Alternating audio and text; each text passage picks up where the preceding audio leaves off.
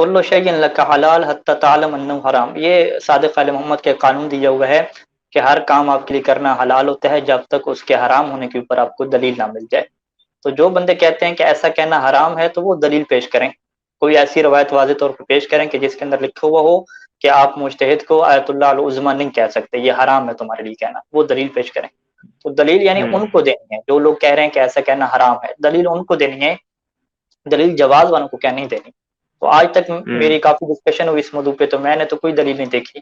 فقط اتنا دیکھے ہیں کہ ہوں وہ یہ مثالیں لے کر آتے ہیں، دیکھیں جی اہل بیت علیہ السلام نے خود کو جو ہے وہ آیت اللہ العظمیٰ کہا، تو خود کو آیت اللہ العظمیٰ کہنے سے حرام تو ثابت نہیں ہوتا کہ آپ نہیں کہہ سکتے۔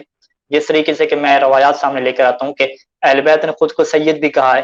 ٹھیک ہے، بلکہ پیغمبر اسلام کے تو یہ واضح فرمانا ہے کہ اے علی میں سید ہوں اور تم سید ہو، اور ائمہ المعصومین جو تمہاری اولاد سے ہیں وہ سید ہیں۔ تو ائمہ نے خود کو سید کہا ہے، خود کو عالم کہا ہے، تو آپ تو عالم کی بجائے علامہ بھی کہہ رہے ہوتے ہیں۔ خود کو مولا کہا ہے تو آپ تو مولانا کہہ رہے ہوتے ہیں، مولوی کو بھی کیا مولانا اور مولوی کہہ رہے ہوتے ہیں، تو یہ بھی تو اہل بیت نے خود کے لیے بولے ہیں یہ لفظ۔ تو اسی طریقے سے خود کو انہوں نے انسان کہا، خود کو انہوں نے بشر کہا، تو یہ سب لوگوں کے لیے بول رہے ہیں۔ تو یعنی یہ ایک مشترکہ چیزیں ہیں،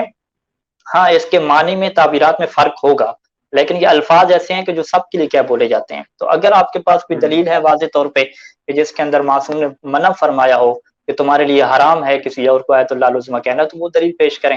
انشاءاللہ پھر دیکھیں ہوں گے کہ اس دلیل کے اندر کیا لکھا جس ہوا طرح ہے۔ امیر المومنین جو ہے وہ مولا علی کے علاوہ ممانعت آئی ہے کہ کسی کے لیے نہ کہا جائے، اس طرح واضح ہاں دلیل ہو۔ بالکل، جیسے جو امیر المومنین علیہ السلام کا جو لقب ہے، اس میں منع فرما دیا کہ فقط امیر المومنین کو کہو، یعنی علی علیہ السلام کو فقط کہو، یہ لقب کسی اور کو نہ کہو، اس طرح کی کوئی روایت لے کریں۔